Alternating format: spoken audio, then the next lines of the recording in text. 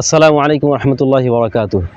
আমার যারা আরবি ভাষার শিক্ষার্থী আছেন, ঈদুল আজহার ছুটিতে আপনারা বাড়িতে গিয়ে আপনাদের কাছে অনুরোধ, কখনও অ্যান্ড্রয়েড সেট ব্যবহার করবেন না। এই যেই সময়টাতে আপনি মোবাইল ব্যবহার করবেন, ফেসবুক, ইউটিউবের ভিতরে ডুবে থাকবেন, এই সময়টা আপনি আরবি ভাষা চর্চা করুন। এই সময়গুলোতে আরবি ভাষার কিতাব পড়ুন, আরব সাহিত্যিকদের নুসুস পাঠ করুন, কিছু শব্দ শিখুন, তাবির শিখুন। আপনার জীবনে উন্নতি আসবে, আপনি ইনশাল্লাহ অনেক এগিয়ে যাবেন। এই কথাগুলো শুধু আপনার জন্য না, আসলে সবার জন্য। আমি নিজের জন্য এই আমলটা করি। আমি আমার অ্যান্ড্রয়েড সেট ব্যবহার করার নির্দিষ্ট টাইম আছে, ওই টাইম ছাড়া আমি কখনও অ্যান্ড্রয়েড সেট ধরি না, বরং সেটা শোকেজের ভেতরে গ্লাস দিয়ে আটকে রাখি, যেন সেটার সোহবত থেকে আমি দূরে থাকি এবং আমার সোহবত থেকে যেন অ্যান্ড্রয়েড সেট দূরে থাকে।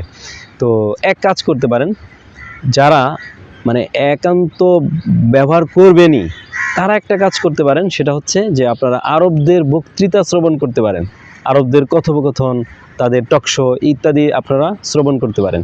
প্রথম কথা হচ্ছে যে এটা কখনো ব্যবহার করবেন না।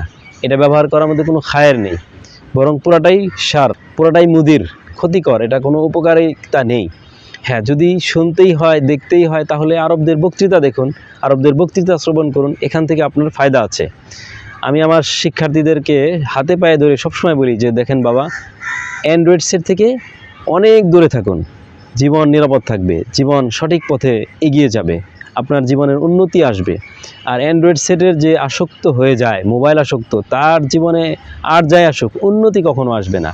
তার জীবনে শিক্ষা, দীক্ষা, মানবতা সেটা আর থাকবে না। ধীরে ধীরে তা নষ্ট হয়ে যাবে, প্রতিভাগুলো নষ্ট হয়ে যাবে। তো একান্ত যারা শুনতেই চান, দেখতেই চান, তাদের উদ্দেশ্যে বলছি যে আপনারা আরবদের বক্তৃতা শ্রবণ করতে পারেন। বক্তৃতা শ্রবণের দ্বারা হবে কি, আল-লাহজাতুল আরবিয়া, আরবীয় লাহজা, আরবীয় বাচনভঙ্গি অর্জন করা যাবে। আরবীয় বাচনভঙ্গি কিন্তু অত্যন্ত গুরুত্বপূর্ণ একটি বিষয়। আমার লিখিত আরবি ভাষা ও সাহিত্য শেখার কলা কৌশল এই বইয়ের মাঝে